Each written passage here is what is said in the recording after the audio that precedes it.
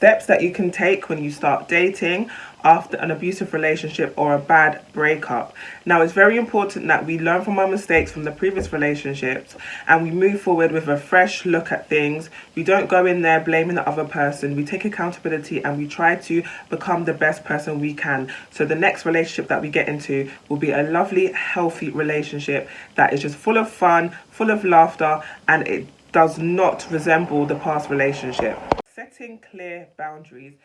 You may have to even get a pen and paper and write down the boundaries that you have. So, for example, I will not live with a man after 2 months of meeting.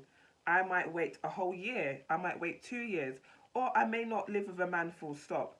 Whatever your clear boundaries are, you have to be clear about it. They have to be your boundaries, not your friends, not somebody you've heard online, something that you have to put into place. So, for example, you could say, I don't want my new partner to speak to their girlfriends. I want them to have a certain relationship with the friends that are of the opposite sex. You could say, I don't want them to have friends at all of the opposite sex. Whatever you want to happen, whatever your boundaries are, you need to make that very clear with your partner before entering a relationship, maybe even at the dating stage when you're thinking about getting exclusive.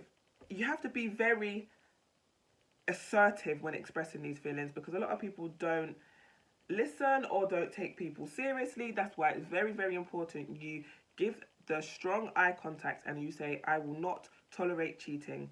If you cheat on me once, I'm leaving. If you do this, do you understand? So you have to be very assertive, very serious, even if you're not a serious person most of the time, even if the relationship is quite funny, quite lots of laughter relationship, you still have to do this. Healthy communication. That is one thing that I made sure I did getting into a relationship after an abusive relationship. Some men especially find it hard to communicate. They don't want confrontation, they don't want arguments, they don't want, a big mess for how they feel. But it's very important that if I can express my feelings and you may not like what I'm going to say, the same thing has to happen with the partner in you. They may tell you things that you really don't like to hear, but this is healthy communication. You can get upset, you can be in your feelings. You're both entitled to feeling how you're feeling, but we have to have healthy communication for this to work. This was one of my clear boundaries, and I feel like this is a very huge component to a healthy relationship. Trust your intuition, listen to your gut, just trust your instincts, and look out for red flags because people are different. The next person you may meet may not be anything like your ex, but doesn't mean that they don't have the same intention. They may not and they may do, but it's up to you to look at the actions, to sit back, to look, not to say anything. If you see something that's a bit off, don't mention it. Don't mention it at all. See how they act. See how they're gonna take this moving forward. This is very important to moving forward in the dating game. It's so important that you have emotional support from your friends and family. Build that support system, it is necessary. After leaving the relationship, I met up with one of my friends and we both were going through the same thing. However, we was not in contact with each other. Now that we're in contact with each other and we're talking about what we went through, we understand how messed up the relationship was. If we were in contact with each other when we were going through that abusive relationship, we may not have stayed that long. My point being, it's okay to talk. It may be embarrassing, you may feel ashamed, but sometimes you need other people to give you an idea of what's going on. You do not have to tell them every deep, dark secret you have, but you could say, is it okay? Do most guys like girls' photos? Do most guys talk to their exes? Like, you can ask these questions. You can make it not about you, but you can still ask these questions just to get an idea. Use your support system because it will really help in the relationship moving forward.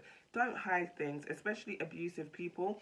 They like you to keep everything that you go through quiet so you don't get any advice from other people. Even if the relationship is going well, still seek professional advice. Still seek an accountability partner, and definitely a therapist. Even a therapist needs a therapist. Even a life coach needs a therapist. We all need somebody to talk to. We all need somebody to ask those questions that we are not asking ourselves to really understand what's going on. build your support system. Take things slow. Hold on. Where are you going? There's no rush. There is no rush. Especially abusive people. They love to move the relationship fast. Very forward fast. They like to move very fast. If that person, if that man, if that woman wants to get in a committed relationship with you after 1 month of meeting, they want to have babies after the 3rd date, they want to do things very, very quickly. This could be a huge red flag. So take your time to sit back and see. Do not make any permanent decisions such as having a baby, getting married, opening businesses, moving in together before you really get to know that person. It's very important you get to know that person first, and sometimes it takes time. Even for a normal person who is not abusive, it still takes a bit of time for you to warm up to them, for them to warm up to you, for you to see their true self. Everybody is showing their representative when they're first dating. Everybody does it, and it's not deceitful at all.